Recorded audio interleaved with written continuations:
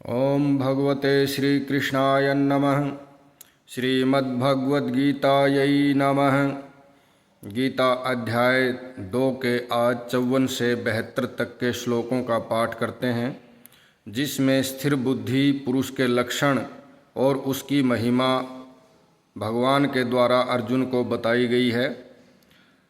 अर्जुन ने पूछा, अर्जुनवाच स्थितप्रज्ञस्य का भाषा समाधिस्थस्य केशव स्थितधि किं प्रभासेत किमासीत व्रजेत किम। अर्जुन बोले, हे केशव, समाधि में स्थित परमात्मा को प्राप्त हुए स्थिर बुद्धि पुरुष का क्या लक्षण है? वह स्थिर बुद्धि पुरुष कैसे बोलता है, कैसे बैठता है और कैसे चलता है? श्री भगवान वाच, प्रजहाति यदा कामान् सर्वान् पार्थमनोगतान् आत्मन्येवात्मना तुष्ट स्थितप्रज्ञस्तदोच्यते। श्री भगवान बोले, हे अर्जुन, जिस काल में यह पुरुष मन में स्थित संपूर्ण कामनाओं को भली भांति त्याग देता है और आत्मा से आत्मा में ही संतुष्ट रहता है, उस काल में वह स्थित प्रज्ञ कहा जाता है। दुखेषु अनुद्विग्नमना सुखेषु विगत सप्रिय वीतराग भय क्रोध स्थित धीर मुनिरुच्यते। स्थित धीर मुनिरुच्यते। दुखों की प्राप्ति होने पर जिसके मन में उद्वेग नहीं होता, सुखों की प्राप्ति में जो सर्वथा निष्प्रिय है तथा जिसके राग भय और क्रोध नष्ट हो गए हैं, ऐसा मुनि स्थिर बुद्धि कहा जाता है। यह सर्वत्रानभिस्नेहस्तत्प्राप्य शुभाशुभम नाभिनंदति न द्वेष्टि तस्य प्रज्ञा प्रतिष्ठिता। जो पुरुष सर्वत्र स्नेह रहित हुआ, उस शुभ या अशुभ वस्तु को प्राप्त होकर न प्रसन्न होता है और न द्वेष करता है, उसकी बुद्धि स्थिर है। यदा संहृते चायं कूर्मोऽङ्गानि सर्वस्य इंद्रियार्थेभ्यस्तस्य प्रज्ञा प्रतिष्ठिता। और कछुआ सब ओर से अपने अंगों को जैसे समेट लेता है, वैसे ही जब यह पुरुष इंद्रियों के विषयों से इंद्रियों को सब प्रकार से हटा लेता है, तब उसकी बुद्धि स्थिर है, ऐसा समझना चाहिए। विषया विनिवर्तन्ते निराहारस्य देहिनः रसवर्जं रसोऽप्यस्य परम दृष्ट्वा निवर्तते। इंद्रियों के द्वारा विषयों को ग्रहण न करने वाली पुरुष के भी केवल विषय तो निवृत्त हो जाते हैं, परंतु उनमें रहने वाली आसक्ति निवृत्त नहीं होती।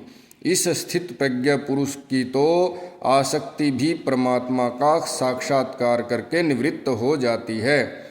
यततो हि अपि कौन्तेय पुरुषस्य विपश्चित इंद्रियाणि इंद्रिया प्रमाथीनि हरन्ति परशभं मन।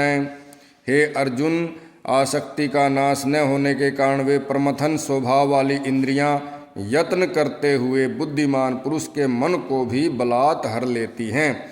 तानि सर्वाणि संयम्य युक्तासीत मत्परे वसे ही यस्य इंद्रियाणि तस्य प्रज्ञा प्रतिष्ठिता। इसलिए साधक को चाहिए कि वह उन संपूर्ण इंद्रियों को वश में करके समाहित चित्त हुआ मेरे परायण होकर ध्यान में बैठे, क्योंकि ध्यान जिस पुरुष की इंद्रियां वश में होती हैं, उसी की बुद्धि स्थिर हो जाती है। ध्यायतो विषयान् पुंसः संगस्तेषुपजायते संगात् संजायते कामे कामात् क्रोधो विजायते। विषयों का चिंतन करने वाले पुरुष की उन विषयों में आसक्ति हो जाती है, आसक्ति से उन विषयों की कामना उत्पन्न होती है और कामना में विघ्न पड़ने से क्रोध उत्पन्न होता है। क्रोधाद् भवति सम्मोह सम्मोहात् स्मृति विभ्रम स्मृति भ्रंशात् बुद्धिनाशो बुद्धिनाशात् प्रणश्यति। क्रोध से अत्यंत मूढ़ भाव उत्पन्न हो जाता है, मूढ़ भाव से स्मृति में भ्रम हो जाता है और स्मृति में भ्रम हो जाने से बुद्धि अर्थात ज्ञान शक्ति का नाश हो जाता है और बुद्धि का नाश हो जाने से यह पुरुष अपनी स्थिर स्थिति से गिर जाता है। राग द्वेष वियुक्तैस्तु विषयान इंद्रियैश्चरन् आत्मवश्यैर्विधेयात्मा प्रसादमधिगच्छति। परंतु अपने अधीन किए हुए अंतःकरण वाला साधक अपने वश में की हुई राग द्वेष से रहित इंद्रियों द्वारा विषयों में विचरण करता हुआ अंतःकरण की प्रसन्नता को प्राप्त होता है। और प्रसन्नता के बाद क्या होता है ये अगले श्लोक में, प्रसादे सर्वदुःखानां हानिरस्योपजायते प्रसन्नचेतसो हि आसुयु बुद्धि प्रियतिष्ठते। अंतःकरण की प्रसन्नता होने पर इसके संपूर्ण दुखों का अभाव हो जाता है और उस प्रसन्न चित्त वाले कर्मयोगी की बुद्धि शीघ्र ही सब ओर से हटकर एक परमात्मा में ही भली भांति स्थिर हो जाती है। नास्ति बुद्धिरयुक्तस्य न चायुक्तस्य भावना न चाभाव्यते शांतिरसंतस्य कुतः सुखम। न जीते हुए मन और इंद्रियों वाले पुरुष में निश्चयात्मिका बुद्धि नहीं होती और उस अयुक्त मनुष्य के अंतःकरण में भावना भी नहीं होती तथा भावनाहीन मनुष्य को शांति नहीं मिलती। अशांतस्य कुतः सुखम। और इंद्रियाणाम ही चरत, शांति रहित मनुष्य को सुख कैसे मिल सकता है। इंद्रियाणाम ही चरताम यन्मनोनुविधीयते तदस्य हरति प्रज्ञां वायुर्नावमिवाम्भसि। क्योंकि जैसे जल में चलने वाली नाव को वायु हर लेती है वैसे ही विषयों में विचरती हुई इंद्रियों में से मन जिस इंद्रिय के साथ रहता है वह एक ही इंद्रिय इस अयुक्त पुरुष की बुद्धि को हर लेती है। तस्माद्यस्य महाबाहो निगृहीतानि सर्वस्य इंद्रियाणि इंद्रियार्थेभ्य तस्य प्रज्ञा प्रतिष्ठिता। इसलिए हे महाबाहो, जिस पुरुष की इंद्रियां इंद्रियों के विषयों में सब प्रकार से निग्रह की हुई हैं उसी की बुद्धि स्थिर है। या निशा सर्वभूतानां तस्यां जागृति संयमी यस्यां जागृति भूतानि सा निशा पश्यतो मुने। संपूर्ण प्राणियों के लिए जो रात्रि के समान है उस नित्य ज्ञान स्वरूप परमानंद की प्राप्ति में स्थित प्रज्ञ योगी जागता है और जिस नाशवान सांसारिक सुख की प्राप्ति में सब प्राणी जागते हैं परमात्मा के तत्व को जानने वाले मुनि के लिए वह रात्रि के समान है।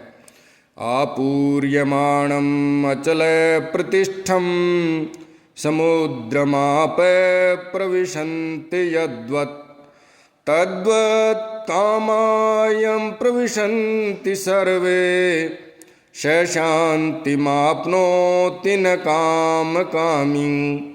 जैसे नाना नदियों के जल सब ओर से परिपूर्ण अचल प्रतिष्ठा वाले समुद्र में उसको विचलित न करते हुए समा जाते हैं वैसे ही सब भोग जिस स्थित प्रज्ञ पुरुष में किसी प्रकार का विकार उत्पन्न किए बिना ही समा जाते हैं वही पुरुष परम शांति को प्राप्त होता है, भोगों को चाहने वाला नहीं। विहाय कामान ये सर्वान् पुमांश्चरति निष्पृह निर्ममो निरहंकार स शांतिम अधिगच्छति।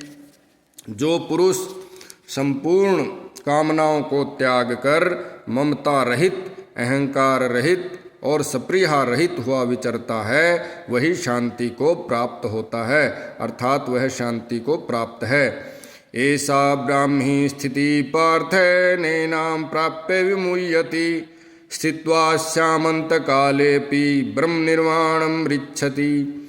हे अर्जुन, वह ब्रह्म को प्राप्त हुए पुरुष की स्थिति है। इसको प्राप्त होकर योगी कभी मोहित नहीं होता और अंत काल में भी इस ब्राह्मी स्थिति में स्थित होकर ब्रह्मानंद को प्राप्त हो जाता है।